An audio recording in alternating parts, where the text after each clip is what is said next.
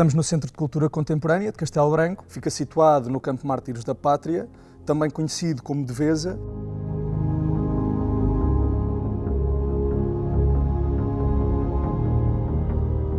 A exposição que se encontra neste momento a decorrer tem como título Sonho Europeu, referência ao título de uma das obras que se encontra exposta e que é da autoria da artista Carla Cruz. Portanto, Sonho Europeu é uma exposição que reúne cerca de 100 obras de arte da coleção Norlinda e José Lima, que se encontra em depósito no Centro de Arte Oliva, em São João da Madeira. Esta coleção inclui à volta de 1250 trabalhos, realizados por cerca de 500 artistas, portugueses e de outras nacionalidades, e caracteriza-se sobretudo pela variedade de meios de expressão artística, como a pintura, o desenho, a escultura, a fotografia, o vídeo ou a instalação. Miguel Amado, comissário da exposição, parte daquele que é todo o universo da coleção, de forma a definir e a traçar uma panorâmica da mesma e a criar uma relação das obras com o espaço. O modo de mostrar as obras baseia-se nas afinidades visual, intelectual ou emocional que surgem entre si e quando colocadas também, obviamente, em diálogo.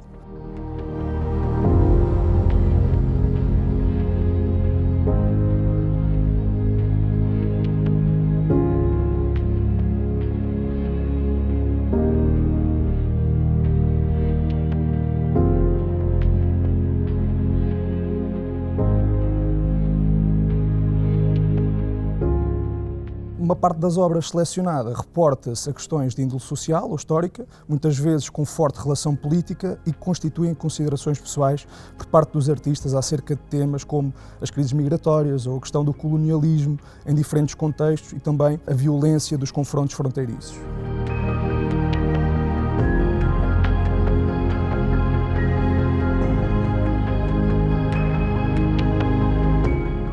O início da exposição é imediatamente marcado pela relação entre duas obras, dois artistas de nacionalidades e culturas bastante diferentes, sendo que por um lado temos esta escultura de um artista moçambicano semelhante a um trono, feito de balas, de armamento pesado, e que se refere à violência e conflito relacionados com a exploração mineira em Moçambique. E por outro lado, uma instalação de um artista norte-americano em que observamos a união da bandeira dos Estados Unidos da América a um saco de apanha de algodão, também de época, associados ao impacto e influência que essa atividade representou e representa na economia do país. No caso desta enorme tapeçaria de Carlos Noronha Feio, obra que foi adaptada para a conhecida tapeçaria de Arraiolos, existe claramente uma intenção de confrontar a ficção com a realidade, associada a uma estética muito marcada, sobretudo pelos videojogos dos anos 80, em que essa mesma abordagem, como se pode observar, tem a ver essencialmente com todo o universo relacionado com a guerra e que está aqui representado por estes símbolos bordados. Ainda dentro das tapeçarias há a salientar duas obras que, relacionadas com aquilo que foi dito até agora, remetem o espectador para um outro estado emocional, através de narrativas simbólicas ou mensagens visuais, que têm a ver com a paz e, ao mesmo tempo, com a esperança.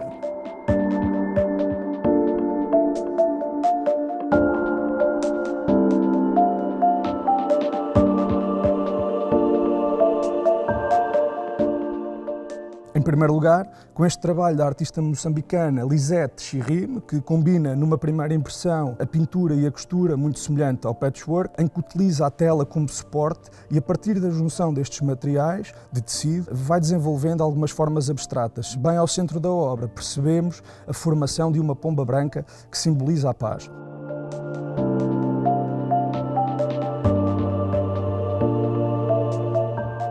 Passando à segunda sala, marcada essencialmente pela pintura, podemos observar a forte presença de vários símbolos que os diferentes artistas assumem nos seus trabalhos e em que percebemos, mais uma vez, a intenção do curador Miguel Amado em estabelecer diálogos formais entre as obras, com destaque para os trabalhos de Joaquim Rodrigo.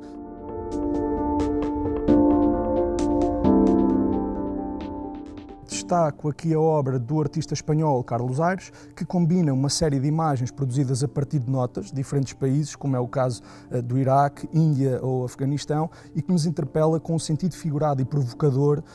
não deixando ninguém indiferente às fortes mensagens contidas em cada imagem, e isso também nos é passado através de uma coerência e da simplicidade que existe neste conjunto. Dirigimos-nos agora em sentido inverso até à obra do artista e poeta moçambicano Malangatana, conhecido como o pintor da identidade moçambicana e em que a sua pintura estabelece quase sempre um diálogo entre a cultura dos povos indígenas e a cultura dos povos colonizadores. Esta, em particular, caracteriza-se pela abundância de cores quentes, sobretudo, e uma presença dominante da figura humana. Na última sala do piso -1 estão reunidas algumas obras, todas com diferentes técnicas, que remetem, por um lado, para aspectos do período colonial português,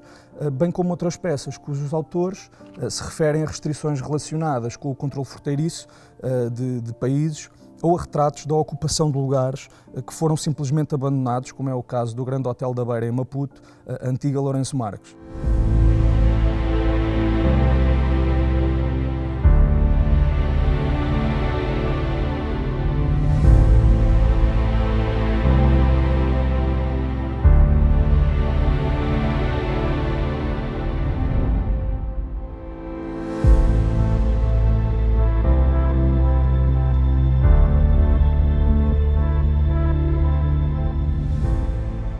Encontramos-nos agora no piso 1, arquitetonicamente bem distinto do piso -1, sendo um espaço bastante amplo e aberto e também um dos principais pontos de interesse do edifício, não apenas pelas suas características, mas também como área de exposição. Percorremos assim uma série de trabalhos que têm início numa pintura do célebre artista britânico Damien Hirst, que em praticamente todas as obras, no seu conjunto, existe de algum modo a repetição intencional de círculos ou da forma circular. Esse formato vai sofrendo ligeiras alterações estéticas inerentes também às diferenças formais e de estilo assumidas por cada artista e, desse modo, procura também introduzir-nos a mutação do próprio sentido da exposição. Aqui estamos claramente na presença de um ambiente mais pop, até a fazer lembrar o mundo da publicidade em alguns trabalhos. Por exemplo, na instalação do José de Guimarães, o artista revela-nos uma aproximação ao mundo, à cultura pop, como são evidentes os contornos emitidos pelo retrato de neon da célebre figura de Marilyn Monroe. Passamos, entretanto, ao trabalho de João Pedro Val e Nuno Alexandre Ferreira. São dois artistas que trabalham juntos desde 2004 e estas bandeiras ou estes cartazes são fragmentos de um projeto que têm em conjunto e que resultam de mensagens que abordam diversos assuntos, muitos deles que levantam discussões polémicas, como é aqui mais evidente na relação discriminatória da homossexualidade com o HIV ou com a estética publicitária do meio circense, onde os artistas recorrem à ironia ou vão até mais longe recorrendo à sátira, relacionando alguns slogans dos presidentes dos Estados Unidos da América como meio de publicidade ao circo.